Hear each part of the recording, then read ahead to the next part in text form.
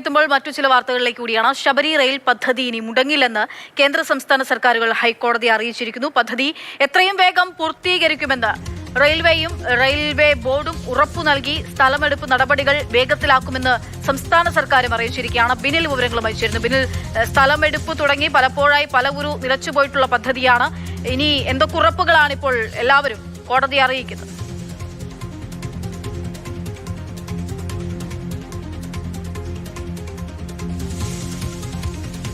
സർക്കാരുകൾ സത്യവാങ്മൂലം ഫയൽ ചെയ്തിരിക്കുന്നത്. രണ്ട് സർക്കാരുകളും ഇപ്പോൾ കോടതിയെ അറിയിച്ചിരിക്കുന്നത് ഇനി ശബരി പാത മുടങ്ങില്ല, എത്രയും വേഗം പദ്ധതി പൂർത്തീകരിക്കുമെന്നാണ് കേന്ദ്ര സർക്കാരിന്റെ ഉറപ്പ്.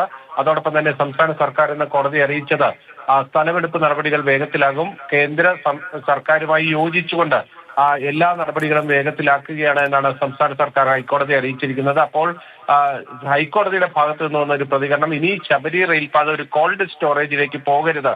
കാരണം നമുക്കറിയാം, ഇത് പതിറ്റാണ്ടുകളുടെ പഴക്കമുള്ള പദ്ധതിയാണ്. ഇപ്പോൾ നമ്മൾ ദൃശ്യങ്ങളിൽ കാണുന്നത് പോലും കാലടി റെയിൽവേ സ്റ്റേഷനാണ്. അത് വർഷങ്ങളായി പണിത് റെയിൽ ട്രാക്കും പിടിപ്പിച്ചിരിക്കുന്നതാണ്. പക്ഷേ ഇതുവരെ അതിലൂടെ ഒരു ട്രെയിൻ ഓടിയിട്ടില്ല. ഈ കെട്ടിടങ്ങൾ അടക്കം കാട് പിടിച്ച് നശിക്കുന്ന ഒരു അവസ്ഥയാണ്. ആ ഒരു ഘട്ടത്തിലാണ് കോടതി തന്നെ ഇനി ഈ പദ്ധതി കോൾഡ് സ്റ്റോറേജിലേക്ക് പോകരുത് എന്ന് ചീഫ് ജസ്റ്റിസ് ഉൾപ്പെട്ട ഡിവിഷൻ ബെഞ്ച് വ്യക്തമാക്കിയിരിക്കുന്നത്. എന്തായാലും ശബരി റെയിൽപാതയുമായി ബന്ധപ്പെട്ട ഹർജി ഹൈക്കോടതി തീർപ്പാക്കിയിരിക്കുന്നു. കേന്ദ്ര സംസ്ഥാന സർക്കാരുകളുടെ ഉറപ്പ് രേഖപ്പെടുത്തിക്കൊണ്ടാണ് ഹൈക്കോടതിയുടെ നടപടി.